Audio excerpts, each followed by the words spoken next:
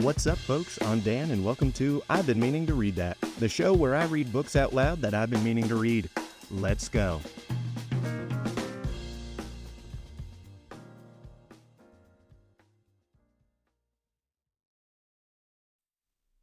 This week, we're reading The Count of Monte Cristo. Chapter 8, The Chateau d'If. The commissary of police, as he traversed the antechamber, made a sign to two gendarmes, who placed themselves one on Dante's right and the other on his left. A door that communicated with the Palais de Justice was opened, and they went through a long range of gloomy corridors, whose appearance might have made even the boldest shudder. The Palais communicated with a prison, a somber edifice that, from its grated windows, looks on the clock tower of the Écuelles. After numberless windings, Dante saw a door with an iron wicket. The commissary took up an iron mallet and knocked thrice, every blow seeming to Dante's as if struck on his heart. The door opened, the two gendarmes gently pushed him forward, and the door closed with a loud sound behind him. The air he inhaled was no longer pure, but thick and mephitic. He was in prison. He was conducted to a tolerably neat chamber, but grated and barred, and its appearance, therefore, did not greatly alarm him. Besides, the words of Villefort, who seemed to interest himself so much, resounded still in his ears like a promise of freedom. It was 4 o'clock when Dantes was placed in this chamber. It was, as we have said, the 1st of March, and the prisoner was soon buried in darkness. The obscurity augmented the acuteness of his hearing. At the slightest sound he rose and hastened to the door, convinced they were about to liberate him. But the sound died away, and Dantes sank again into his seat. At last, about 10 o'clock, and just as Dantes began to despair, steps were heard in the corridor. A key turned in the lock, the bolts creaked, the massy oaken door flew open, and a flood of light from 2 torches pervaded the apartment. By the torchlight, Dantes saw the glittering sabers and carbines of 4 gendarmes. He had advanced at first, but stopped at the sight of this display of force. "Are you come to fetch me?" asked he. "Yes," replied a gendarme. "By the orders of the deputy procureur?" "I believe so." The conviction that they came from Monsieur de Villefort relieved all Dante's apprehensions. He advanced calmly and placed himself in the center of the escort. A carriage waited at the door, the coachman was on the box, and a police officer sat beside him. "Is this carriage for me?" said Dantes. "It is for you," replied a gendarme. Dantes was about to speak, but feeling himself urged forward, and having neither the power nor the intention to resist, he mounted the steps, and was in an instant seated inside between 2 gendarmes. The 2 others took their places opposite, and the carriage rolled heavily over the stones. The prisoner glanced at the windows. They were grated. He had changed his prison for another that was conveying him he knew not whither. Though the grating, however, Dante saw they were passing through the Rue Casserie, and by the Rue Saint Laurent and the Rue Taramis to the quay. Soon he saw the lights of La Consigne. The carriage stopped, the officer descended, approached the guardhouse, a dozen soldiers came out and formed themselves in order. Dantes saw the reflection of their muskets by the light of the lamps on the quay. "Can all this force be summoned on my account?" thought he. The officer opened the door, which was locked, and without speaking a word, answered Dante's question, for he saw between the ranks of the soldiers a passage formed from the carriage to the port. The 2 gendarmes who were opposite to him descended first. Then he was ordered to alight, and the gendarme on each side of him followed his example. They advanced towards a boat, which a custom-house officer held by a chain near the quay. The soldiers looked at Dantes with an air of stupid curiosity. In an instant he was placed in the stern sheets of the boat, between the gendarme, while the officer stationed himself at the bow. A shove sent the boat adrift, and 4 sturdy oarsmen impelled it rapidly towards the pilon.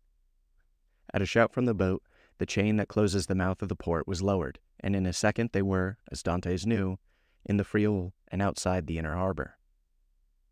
The prisoner's first feeling was of joy at again breathing the pure air, for air is freedom, but he soon sighed, for he passed before La Réserve, where he had that morning been so happy, and now, through the open windows, came the laughter and revelry of a ball. Dantes folded his hands, raised his eyes to heaven, and prayed fervently. The boat continued her voyage. They had passed the Tête de Mort, were now off the Anse de Ferrel and about to double the battery. This maneuver was incomprehensible to Dantes. "Whither are you taking me?" asked he. "You will soon know." "But still—" "We are forbidden to give you any explanation." Dantes, trained in discipline, knew that nothing would be more absurd than to question subordinates who were forbidden to reply, and so he remained silent. The most vague and wild thoughts passed through his mind. The boat they were in could not make a long voyage. There was no vessel at anchor outside the harbor, he thought. Perhaps they were going to leave him on some distant point. He was not bound, nor had they made any attempt to handcuff him. This seemed a good augury. Besides, had not the deputy, who had been so kind to him, told him that provided he did not pronounce the dreaded name of Noirtier, he had nothing to apprehend? Had not Villefort, in his presence, destroyed the fatal letter, the only proof against him? He waited silently, striving to pierce through the darkness. They had left the Ile Ratonneau, where the lighthouse stood, on the right, and were now opposite the Point de Catalan. It seemed to the prisoner that he could distinguish a feminine form on the beach, for it was there Mercedes dwelt. How was it that a presentiment did not warn Mercedes that her lover was in 300 yards of her? One light alone was visible, and Dante saw that it came from Mercedes' chamber. Mercedes was the only one awake in the whole settlement. A loud cry could be heard by her, but pride restrained him, and he did not utter it. What would his guards think if they heard him shout like a madman? He remained silent, his eyes fixed upon the light. The boat went on, but the prisoner thought only of Mercedes. An intervening elevation of land hid the light. Dantes turned and perceived that they had got out to sea. While he had been absorbed in thought, they had shipped their oars and hoisted sail. The boat was now moving with the wind.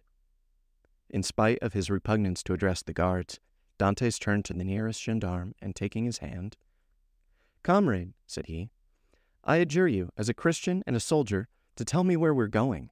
I'm Captain Dantes, a loyal Frenchman, thought accursed of treason. Tell me where you are conducting me, and I promise you, on my honor, I will submit to my fate."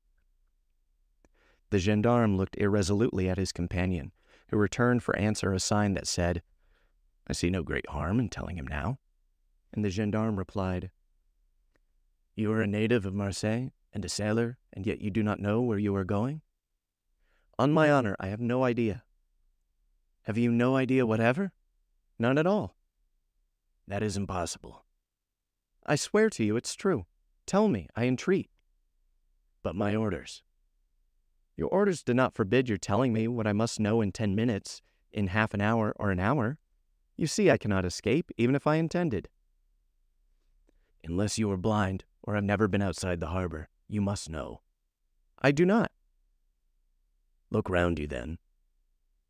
Dantes rose and looked forward when he saw rise within 100 yards of him the black and frowning rock on which stands the Château d'If. This gloomy fortress, which has for more than 300 years furnished food for so many wild legends, seemed to Dantes like a scaffold to a malefactor. "The Château d'If?" cried he. "What are we going there for?" The gendarme smiled. "I'm not going there to be imprisoned," said Dantes. "It is only used for political prisoners. I've committed no crime. Are there any magistrates or judges at the chateau?" "There are only," said the gendarme, "a governor, a garrison, turnkeys, and good thick walls.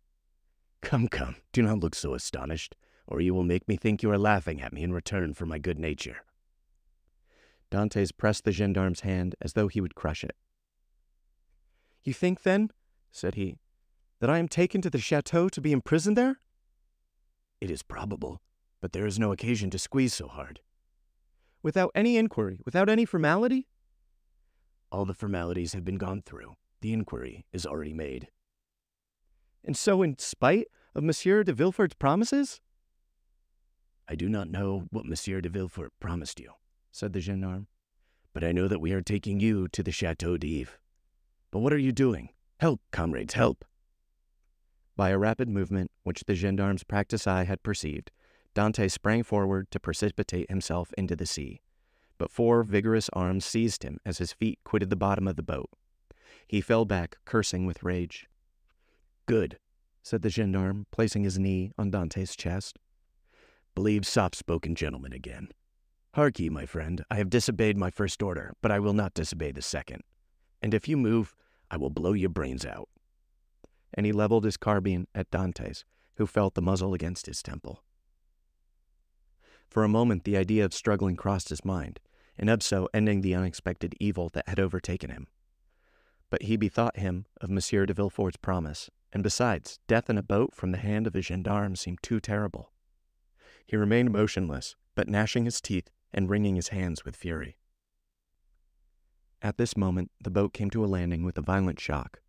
One of the sailors leapt on shore, a cord creaked as it ran through a pulley, and Dantes guessed they were at the end of the voyage, and that they were mooring the boat. His guards, taking him by the arms and coat collar, forced him to rise, and dragged him towards the steps that led to the gate of the fortress, while the police officer carrying a musket with fixed bayonet followed behind. Dantes made no resistance. He was like a man in a dream. He saw soldiers drawn up on the embankment. He knew vaguely that he was ascending a flight of steps. He was conscious that he passed through a door, and that the door closed behind him, but all this indistinctly as through a mist. He did not even see the ocean, that terrible barrier against freedom, which the prisoner looks upon with utter despair. They halted for a minute, during which he strove to collect his thoughts. He looked round. He was in a court surrounded by high walls. He heard the measured tread of sentinels, and as they passed before the light, he saw the barrels of their muskets shine. They waited upwards of 10 minutes. Certain Dantes could not escape, the gendarmes released him. They seemed awaiting orders. The orders came. "Where is the prisoner?" said a voice. "Here," replied the gendarme. "Let him follow me. I will take him to his cell." "Go," said the gendarmes, thrusting Dantes forward. The prisoner followed his guide, who led him into a room almost underground, whose bare and reeking walls seemed as though impregnated with tears. A lamp placed on a stool illuminated the apartment faintly, and showed Dantes the features of his conductor, an under-jailer, ill-clothed and of sullen appearance. "Here is your chamber for tonight," said he. "It is late, and the governor is asleep. Tomorrow, perhaps, he may change you. In the meantime, there is bread, water, and fresh straw, and that is all a prisoner can wish for. Good night." And before Dantes could open his mouth, before he had noticed where the jailer placed his bread or the water, before he had glanced towards the corner where the straw was, the jailer disappeared, taking with him the lamp and closing the door, leaving stamped upon the prisoner's mind the dim reflection of the dripping walls of his dungeon. Dantes was alone in darkness and in silence, cold as the shadows that he felt breathe on his burning forehead. With the first dawn of day, the jailer returned with orders to leave Dantes where he was. He found the prisoner in the same position, as if fixed there, his eyes swollen with weeping. He had passed the night standing and without sleep. The jailer advanced. Dantes appeared not to perceive him. He touched him on the shoulder. Dantes started. "Have you not slept?" said the jailer. "I do not know," replied Dantes. The jailer stared. "Are you hungry?" continued he. "I don't know." "Do you wish for anything?" "I wish to see the governor." The jailer shrugged his shoulders and left the chamber. Dantes followed him with his eyes and stretched forth his hands towards the open door, but the door closed. All his emotion then burst forth. He cast himself on the ground, weeping bitterly, and asked himself what crime he had committed that he was thus punished. The day passed thus. He scarcely tasted food, but walked round and round the cell like a wild beast in its cage. One thought in particular tormented him, namely, that during his journey hither he had sat so still, whereas he might, a dozen times, have plunged into the sea, and thanks to the powers of swimming, for which he was famous, have gained the shore, concealed himself until the arrival of a Genoese or a Spanish vessel, escaped to Spain or Italy, where Mercedes and his father could have joined him. He had no fears as to how he should live. Good seamen are welcome everywhere. He spoke Italian like a Tuscan, and Spanish like a Castilian. He would have been free and happy with Mercedes and his father. whereas he was now confined in the Chateau d'If, that impregnable fortress, ignorant of the future destiny of his father and Mercedes. And all this because he had trusted to Villefort's promise. The thought was maddening, and Dantès threw himself furiously down on his straw. The next morning, at the same hour, the jailer came again. "Well," said the jailer, "are you more reasonable today?" Dantès made no reply. "Come, cheer up. Is there anything that I can do for you?" "I wish to see the governor." "I have already told you it was impossible." "Why so?" "Because it is against prison rules, and prisoners must not even ask for it." "What is allowed, then?" "Better fare, if you pay for it, books, and leave to walk about." "I don't want books. I'm satisfied with my food, and do not care to walk about. But I wish to see the governor." "If you worry me by repeating the same thing, I will not bring you any more to eat." "Well then," said Edmund, "if you do not, I shall die of hunger. That is all." The jailer saw by his tone he would be happy to die, and as every prisoner is worth 10 sous a day to his jailer, he replied in a more subdued tone.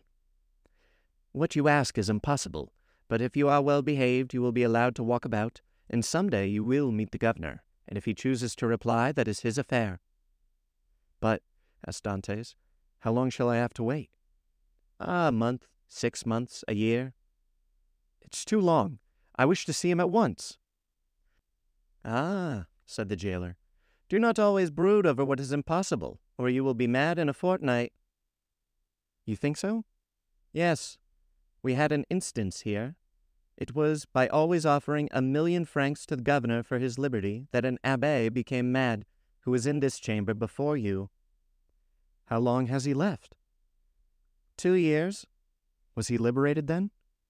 "No, he was put in a dungeon." "Listen," said Dantès, "I am not an abbé, I am not mad. Perhaps I shall be, but at present, unfortunately, I am not. I will make you another offer." "What is that?" "I do not offer you 1,000,000, because I have it not. But I will give you 100 crowns if, the first time you go to Marseilles, you will seek out a young girl named Mercedes at the Catalans and give her 2 lines from me." "If I took them and were detected, I should lose my place, which is worth 2,000 francs a year, so that I should be a great fool to run such a risk for 300. "Well," said Dantès, "mark this. If you refuse at least to tell Mercedes I'm here, I will some day hide myself behind the door, and when you enter, I will bash out your brains with this stool." "Threats!" cried the jailer, retreating and putting himself on the defensive. "You are certainly going mad. The abbé began like you, and in 3 days you will be like him, mad enough to tie up. But fortunately there are dungeons here." Dantès whirled the stool round his head. All right," said the jailer. "All right, since you will have it so, I will send word to the governor." "Very well," returned Dantès, dropping the stool and sitting on it as if he were in reality mad. The jailer went out and returned in an instant with a corporal and 4 soldiers. "By the governor's orders," said he, "conduct the prisoner to the tier beneath." "To the dungeon, then?" said the corporal. "Yes, we must put the madman with the madmen." The soldiers seized Dantès, who followed passively. He descended 15 steps, and the door of a dungeon was opened, and he was thrust in. The door closed, and Dantès advanced with outstretched hands until he touched the wall. He then sat down in the corner until his eyes became accustomed to the darkness. The jailer was right. Dantès wanted but little of being utterly mad. Chapter 9. The Evening of the Betrothal. Villefort had, as we have said, hastened back to Madame Saint-Méran's in the Place des Grands Cours, and on entering the house found that the guests whom he had left at table were taking coffee in the salon. René was, with all the rest of the company, anxiously awaiting him, and his entrance was followed by a general exclamation. "Well, decapitator, guardian of the state, royalist, Brutus, what is the matter? Speak out." "Are we threatened with a fresh reign of terror?" "Has the Corsican ogre broken loose?" "Marquise," said Villefort, approaching his future mother-in-law, "I request your pardon for thus leaving you. Will the Marquise honor me by a few moments' private conversation?" Is it really a serious matter, then?" asked the Marquis, remarking the cloud on Villefort's brow. "So serious that I must take leave of you for a few days. So," added he, returning to Renee, "judge for yourself if it be not important." "You're going to leave us?" cried Renee, unable to hide her emotion at this unexpected announcement. "Alas, I must," returned Villefort. "Where, then, are you going?" asked the Marquise. "That, madame, is an official secret. But if you have any commissions for Paris, a friend of mine is going there tonight, and will with pleasure undertake them." The guests looked at each other. "You wish to speak to me alone?" said the Marquise. "Yes, let us go to the library, please." The Marquis took his arm, and they left the salon. "Well," asked he, as soon as they were by themselves, "tell me what it is." "An affair of the greatest importance, that demands my immediate presence in Paris. Now, excuse the indiscretion, Marquis, but have you any landed property?" "All my fortune is in the funds, 700,000 or 800,000 francs." "Then sell out. Sell out, Marquis, or you will lose it all." "But how can I sell out here?" "You have a broker, have you not?" "Yes." "Then give me a letter to him, and tell him to sell out without an instant's delay. Perhaps even now I shall arrive too late." "The deuce you say!" replied the Marquise. "Let us lose no time, then." And sitting down, he wrote a letter to his broker, ordering him to sell out at the market price. "Now then," said Villefort, placing the letter in his pocketbook, "I must have another." "To whom?" "To the king." "To the king?" "Yes." "I dare not write to his Majesty." "I do not ask you to write to his Majesty, but ask Monsieur de Salvois to do so. I want a letter that will enable me to reach the king's presence without all the formalities of demanding an audience. That would occasion a loss of precious time." "But address yourself to the Keeper of the Seals. He has the right of entry at the Tuileries, and can procure you an audience at any hour of the day or night."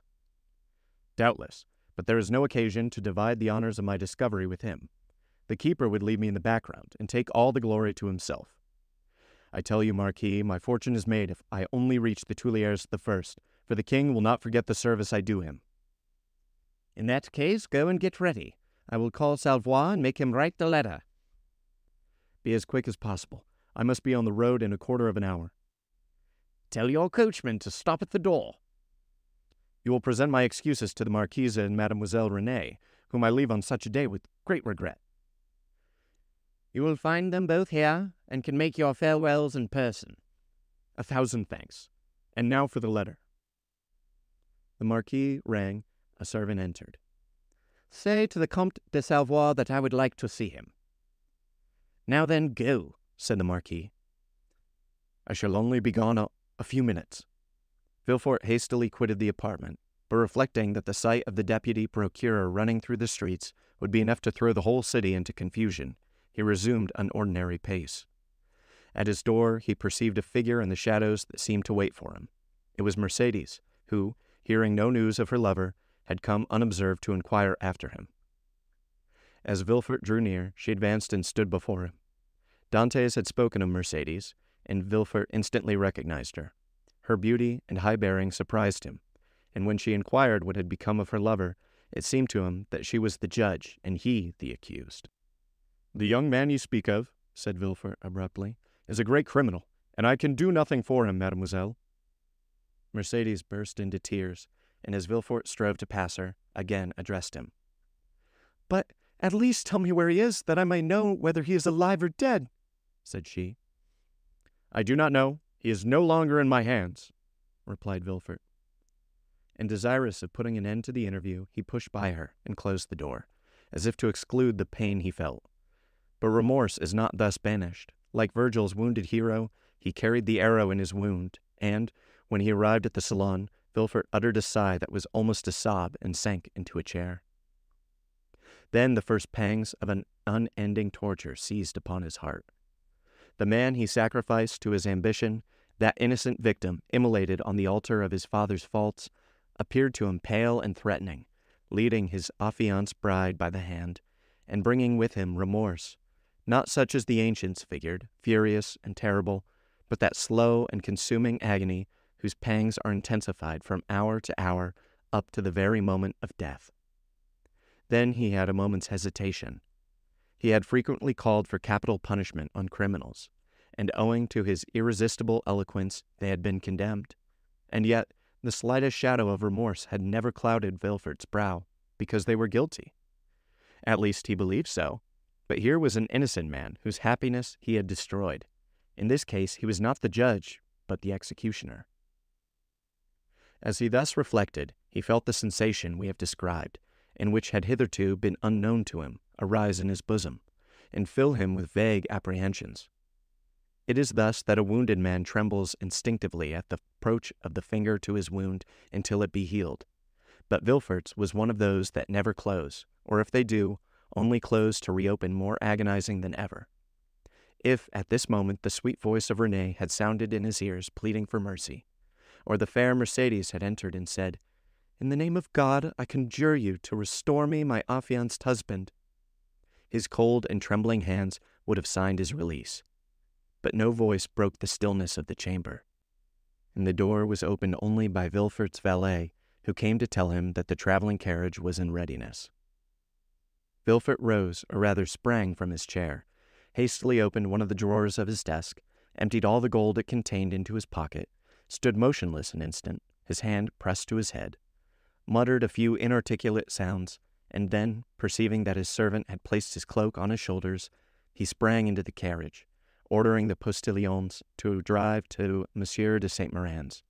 The hapless Dantès was doomed. As the Marquise had promised, Vilfort found the Marquise and Renée in waiting. He started when he saw Renée, for he fancied she was again about to plead for Dantès. Alas, her emotions were wholly personal. She was thinking only of Vilfort's departure. She loved Vilfort, and he left her at the moment he was about to become her husband. Vilfort knew not when he should return, and Renée, far from pleading for Dantès, hated the man whose crime separated her from her lover. Meanwhile, what of Mercedes? She had met Fernand at the corner of the Rue de la Loge. She had returned to the Catalans, and had despairingly cast herself on her couch. Fernand, kneeling by her side, took her hand, and covered it with kisses that Mercedes did not even feel.